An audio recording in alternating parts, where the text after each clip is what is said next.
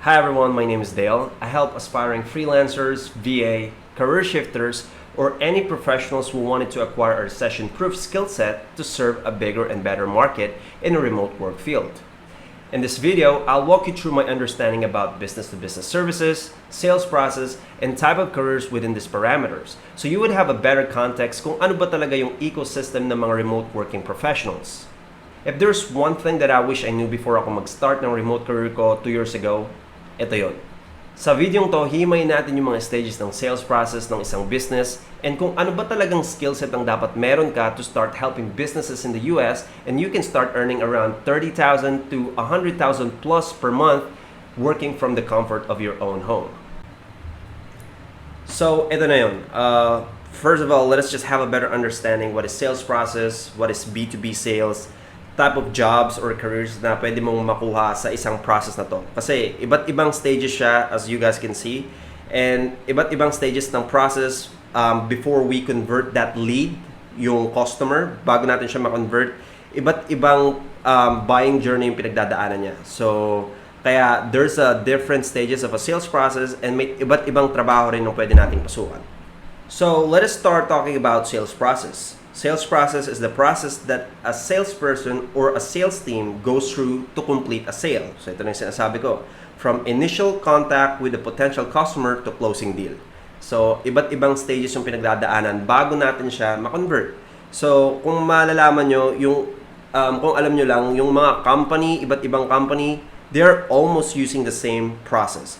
So kumbaga, iba't ibang stages talaga and iba't ibang role, iba't ibang job yung kumbaga sa isang sales cycle na to, isang sales process na to, siguro may mga 3 to 4 kang trabaho na pwede mong gawin. It depends on your skill set. And ito na yung explain natin sa next slide. So ito, let's just talk about B2B sales muna. Again, may B2C, which is business to customer, and B2B is business to business sales.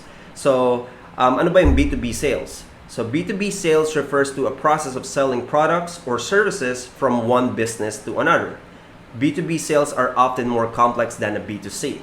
So, business to consumer, yun yung B2C. Because they typically involve higher priced products or services, long sales cycle, and more stakeholders in decision-making process.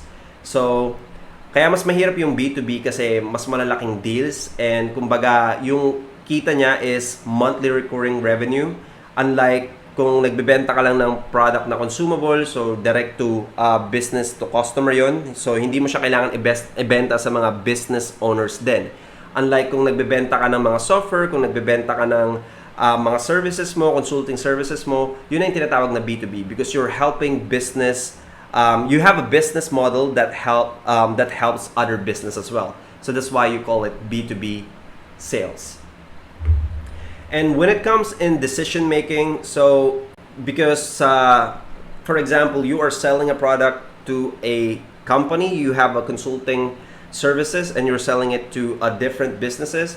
So hindi lang naman isa yung magde-decide doon sa process na yon. So there's different decision makers, so such as CEO, CFO, or kung sino mang manager yung nag-handle ng process na to. So that's why B2B sales are much longer than B2C. So, tandaan nyo yan. So, kaya maraming opportunity sa B2B sales. And when it comes in B2B selling, marami siyang terms na ginagamit, but these are the common terms na usually maririnig nyo if you guys are applying to a certain position in this sales process. So, for example, yung leads. Ano ba yung leads? In sales and marketing, a lead is a potential customer. Lead generation naman is the process of identifying and attracting potential customers who have shown interest in product or service with the goal of converting them into paying customers. So ito yung kumbaga makikita nyo yung nasa mall, yung mga credit card, nagbebenta ng credit cards, they are asking your information for something. Sometimes nagbibigay pa nga sila ng mga freebies. So, kayo yung leads. Kumbaga, kayo yung nagbibigay ng information sa kanila, like your first and last name, yung email mo, and then magugulat ka na lang, they've been calling you, they've been texting you, or they've been sending you some emails. Because ikaw yung lead, and the process that they're doing, that they're giving free things, this is yung lead generation process nila. So, this is one of just many techniques that you can use in a B2B space. And we have ICP, Ideal Customer Profile. So ideal customer profile, it is a detailed description of the type of customers that the business would most likely to target and serve. So kumbaga dapat alam mo yung market mo, di ba? Kung halimbawa kung nagbebenta ka ng meal plan, like high protein meal plan. So ang target mo is yung mga nagji-gym. Hindi mo naman siya pwedeng i-target sa mga hindi naman nagpapaganda ng katawan, hindi naman nagba-bodybuilding. So yun ang ideal customer profile. You have to know your market. So the importance of knowing all of these terminologies, and there's a lot of terminologies as well that mas matututunan nyo pa in my next program. Pero ito yung usually ginagamit sa early stage of sales process. So as what I said, like 1, 2, 3, finding leads, connecting leads, qualifying leads. So these are the 3 types or like different types of jobs you can have in the sales process. So we have lead generation, cold caller, appointment setter, business development representative. So ano ba yung mga ginagawa ng mga role na to? So lead generation specialist is a marketing professional who specializes in generating leads for business or organization. The main role of a lead generation specialist is to identify potential customers, engage with them, nurture them through the sales funnel until they become a paying customers. So, ito na yung explanation ko kanina. Kumbaga, naghahanap ka ng mga possible, yung prospect na tinatawag kung sa mga networking, kung isa ka sa parang gusto mo kumita ng pera, then isa ka sa mga prospect nila, and then sila, nag-lead gen sila mismo. So, kumbaga, naghahanap sila ng mga potential customers na pwede nilang mapagbenta ng service nila. Ito pa yung isang trabaho na pwede mo makuha sa early stage ng sales process. Ito yung cold caller, right? So a cold caller is a person who makes unsolicited phone calls to potential customers or clients who have not expressed any prior interest in the product or service being offered. Cold calling is a common sales technique used by companies to generate leads and sell their products or services. Because in B2B sales or in the B2B space, there's 2 types of leads. So we have cold leads and warm leads. So ano ba yung pagkakaiba ng dalawa? So cold leads and warm leads are terms used to describe the level of interest and engagement a potential customer has shown towards a business product or service. So, yung cold leads are the people who have shown little or no interest in the product. So, kumbaga, malamig sila. Kumbaga, hindi pa talaga sila, kumbaga, hindi nila alam na nag-e-exist yung product mo. Hindi nila alam na interesado pala sila sa'yo kasi cold leads nga eh. Kumbaga, kung cold caller ka, tinatawagan mo lang yung list of contacts, list of information ng mga tao, and then you would start selling, pitching. So, yun ang cold caller. Yun ang ginagawa. Kumbaga, generate ka lang ng awareness na you guys are existing, and then now you're trying to solve a certain problem, kung ano man yung problemang meron sila, and then you will gonna sell it as a solution. So, all in all, ito yung cold calling. So, you are calling cold leads. Right? While the warm leads naman, on the other hand, are the people who have expressed some level of interest in the product or service being offered. So, for example, kung nag-post ka sa YouTube or TikTok and then nakita nila yung service mo or nakita nila yung product na binibenta mo, parang interesado sila, ngayon magsa-sign up sila sa parang, okay, gusto ko makakuha nito, para makakuha nito. So, they'll give their first and last name, phone number, and you become a warm lead because nag-express ka ng interest, di ba? Kumbaga, alam mo nang nag-exist sila, gusto mo lang malaman, gusto mo lang magtanong kung magkano ba, kung paano bumili, kung ano ba yung mga benefits ng products na to. So, ikaw yung warm leads na pag ginawa mo yun. So, again, cold leads, hindi pa nila alam na nag-exist ka, while yung warm leads is they knew that your product is existing and they just wanted to know more about it. And yung appointment setter naman is just similar as like cold calling because appointment setter could be, as an appointment setter, you could be calling cold leads or warm leads, diba? Pero yung mga business owners, they already have a list of contacts na pwede nating masabing warm leads, not too cold. Because they already have an understanding that what do you guys do? Ano ba yung business mo? It's just a matter of you are trying to push them into the next process or you're trying to push them into the next stage of the sales process. That's why we called it as an appointment setter, di ba? Appointment setter is a sales professional who is responsible for scheduling meetings, demos, other appointments between potential customers and sales representative. So, kumbaga, nag-express na sila ng interest, then gusto mo lang silang i-push to the next stage. So, magde-demo sila sa'yo. So, you're just trying to book an appointment. That's what the appointment setter do. So, doon naman tayo sa business development representative. So, as a BDR, BDR is a sales professional whose main responsibility is to generate new business opportunities for a company. BDRs are typically responsible for identifying potential customers or clients, qualifying leads, and setting up meetings or appointments for the sales team.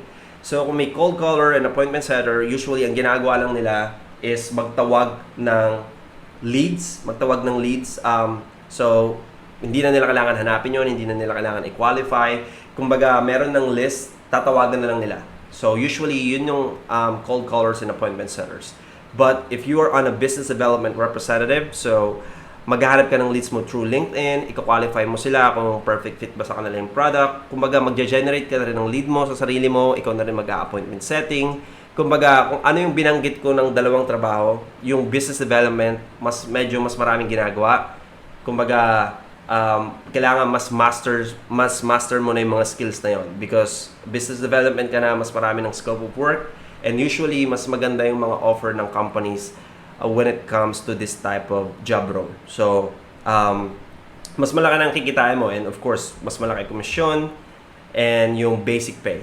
So as a business development representative, in a nutshell, you're the one who's generating your own leads.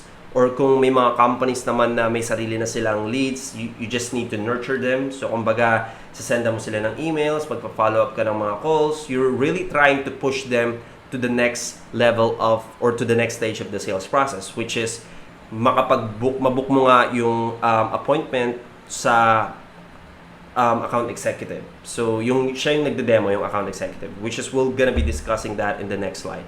So, again, business development is something na mas marami ka nang alam dapat. You already have a few skill sets that an appointment setter and cold caller has. So, malalaman mong nag-uumpisa ka ng gumaling if you can go with the business development representative role. So, now, let us go with the 4, 5, 6, which is presenting, overcoming objection, closing the deal. So, in this sales process, ito na yung mga trabahong account executive, inside sales representative, and sales engineer. So, ito na yung, kumbaga, ikaw na yung closer. Ikaw na yung nagko-close ng deal. Kumbaga, kailangan mas magaling ka na sa product na binibenta mo, alam mo na yung pasikot-sikot. And then, it requires a lot of follow-up. And most of the time, of course, mas malaki yung kita dito, yung base pay, and mas malaki yung commission kasi ikaw yung closer. So, account executive is a sales professional who's responsible for managing and maintaining relationship with clients or customer on behalf of a company. The role typically involves generating new businesses as well as managing and growing existing accounts. Account executive may work in a variety of industries from advertisement, marketing, to finance and technology. So, again, kumbaga, umahawak ka na ng iba't ibang accounts na nademohan mo, and then kailangan mo silang i-push to the next stages to close the deal. So, and again, since in the B2B space nga, hindi siya yung ganun lang kadaling i-close agad yung deal. Hindi mo siya pwedeng, hindi siya yung parang bibili ka lang ng pagkain and then that's it. Because in this journey, they have to consider a lot of things, lalo na yung mga buyers, yung customers, yung leads. They have to consider a lot of things before to make a certain decision. So, yun. Kumbaga, napakaraming kailangan i-consider. So, kailangan mo munang i-fulfill lahat ng mga gaps, lahat ng mga hindi pa nila naiintindihan. Kailangan malinis. So, that's why you are a closer. Because, again, in this type of field, hindi siya yung old selling techniques na parang kailangan mo lang siya ma-close. In the B2B space, you have to sell it with solutions. So, ito yung tinatawag na solution selling. So, we have to fix a specific type of problem. So, para malaman nilang, oy, oo nga, no? So, your services, your product is a perfect fit for us because this will solve a lot of problem in my company. So, yun ang perspective ng mga buyers when it comes in a B2B space. And yung inside sales representative naman is a sales professional who works primarily from an office or remote location, right? Using various technology to connect with potential customers and close deals. Unlike outside sales representative who typically meet with consumers in like person. So inside sales representative is something who's just receiving inbound leads that is willing to move forward, or let's say who has a lot of questions. So that's why everything is in remote. So lahat online na lang. So kumbaga hindi mo na kailangan pumunta ng field kasi usually ang mga business owners ngayon lahat na sa online na lang sila nag-run ng business nila. So inside sales representative are more of an inbound. So basically kung yung appointment setters, yung cold callers, or yung business development representative nag-book ng call sa'yo and then you will be closing it. So you could be an account executive or you could be an inside sales representative. So most likely, parehas lang yan. So ikaw yung nag-handle sa mga interested customers or interested leads, yung mga potential customers. So you can close them, you can solve a specific problem. So yun lang, it's just all about closing, solution selling. And yung sales engineer naman is a technical sales professionals who combine the technical knowledge of an engineer with the sales skills of a business person. They work with potential customers to understand their needs, identify technical solution, and demonstrate how their company's products or services can meet those needs. So as you guys can tell, if you're a closer, so from presenting a demo, overcoming objections, closing the deals, this is just all about fulfilling the gaps. This is just all about delivering the solution, solving their problems. So pag sinabing sales engineer, hindi siya yung parang engineer that kailangan may lisensya ka or kailangan may degree ka. So sales engineer are just the terms that being used that if you are totally familiar with the product, you know like how does the business works, kung ano ba yung mga usually problema ng business owners, and then kailangan mo i-engineer yung approach mo, and this is how to fix it. You're providing workarounds, you're providing insights. So marami kang nang alam sa pasikot-sikot ng business na to. So that's why you become a sales engineer, because technical na yung pagka-close mo sa deal na to. So sales engineer, malaki talagang kita dito. Sometimes like you can just simply get like 70,000 per month without commission. So that's just like the base pay alone. 70,000 to 100,000. So ito na yung mga malalaking offer. Ito na yung malalaking base pay when it comes in this industry. And then the last thing is nurture, right? So client success manager. So meaning, or yung CSM, customer success manager or client success manager, isa lang yun. So meaning, na-close na yung deal. Kumbaga from acquisition, from lead generation, appointment setting, na-demohan na sila, ginawa na ng account executive or inside sales rep. Yung trabaho nila is to close the deal. And then now, just to maintain the business, because again, B2B is more of a monthly recurring revenue. Hindi lang siya isang bentahan. So what happened is, babayaran ka na niya month to month. So kumbaga, pag na-close na after all of the acquisition, all of the stages, now na-close mo na yung deal. So monthly na siyang magbabayad sa'yo. So kailangan mo na lang siyang alagaan. So this is more of a customer service na. So client success manager, you are nurturing the lead. So ano bang ginagawa ng client success manager? Client success manager is a professional who is responsible for building and maintaining relationships with a company, ensuring their satisfaction and success. The role of client success manager is to act as the main point of contact between the company and its client, developing a deep understanding of their needs, goals, and challenges, and providing them with a solution and support to achieve their desired outcomes. So halimbawa kung nasa software company ka man, kung CSM ka ng software company, and then yung business na na-close mo is they're using your software. So kailangan alam mo rin yung pasikot-sikot. Kumbaga kung may problema sila, kung may hindi nag-work, then you have to work with them.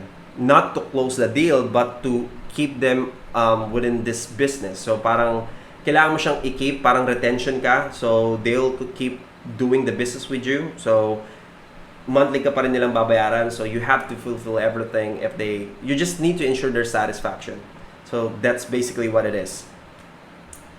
And ito na, other careers. Kaya may mga virtual assistant, sales admin, because ito yung ecosystem ng business, yung sales process, napakadami, sobra. Kaya kinakailangan ng mga tao ng virtual assistant and sales admin, most likely just to push the things moving forward.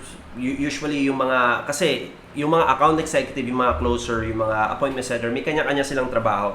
Diba? Kumbaga busy na yung mga yan. So kaya may mga virtual assistants, yung mga admin works, kunyari, ipasa mo to sa ganitong department. O kunyari, yung leads, yung mga leads, kung kanino mo i-assign, yun ang sales admin. So halimbawa, kung magkikreate ka ng mga list ng contacts, kunyari, for example, meron kang bagong leads, yung boss mo binigyan ka ng bagong leads, and then sasabihan ka nila ng, okay, ipasa mo na to kay ganito, kay ganyan. So, kumbaga, ikaw na yung gumagalaw just to keep this entire process to operate. So, mga admin works, kumbaga, isa ka rin sa mga magbubook ng appointment, pwede rin yun, lalo na kung you're working along, especially if you're working closely with the CEOs. So, yung mga CEOs, most likely, busy talaga yung mga yan. So, that's why they don't want to do admin works. So, kumbaga, ikaw na yung uutusan nila sa lahat. And then, most of the time, busy, but minsan naman hindi. Actually, baliktad dati. Most of the time, hindi ka busy. But may mga time na, as a virtual assistant or sales admin, may mga time naman na busy ka. So, hopefully, mas naintindihan nyo yung sales process and what are the type of career that you can really build in this process alone. So, businesses would really need something like this. So, hindi ka mawawalan ng trabaho, hindi ka mawawalan ng kliyente. So, that's why I call it a recession-proof skills. Because businesses would really need some virtual assistant, sales admin, cold caller, appointment setter, account executive, business development, name it. So, hindi ka mawawalan ng market mo when it comes in your career. So, you just need to learn the right skill set. You just need to learn the right tools. You need to get some certifications. And malaman mo kung ano ba yung pagkasunod-sunod ng mga bagay-bagay, terminologies. So you can definitely learn all of that in YouTube. You can do your own learning. So and that's going to be a lot of things to kind of learn by your own. So that's the reason why I have my own program that I'm teaching all of the necessary things just for you to kind of start off, right? So kailangan mo na mag-umpisa, and then the rest will going to be the history. The rest is malalaman mo na lang when you are actually doing it. So, if you guys are interested with the program, I'll be dropping my email in the description.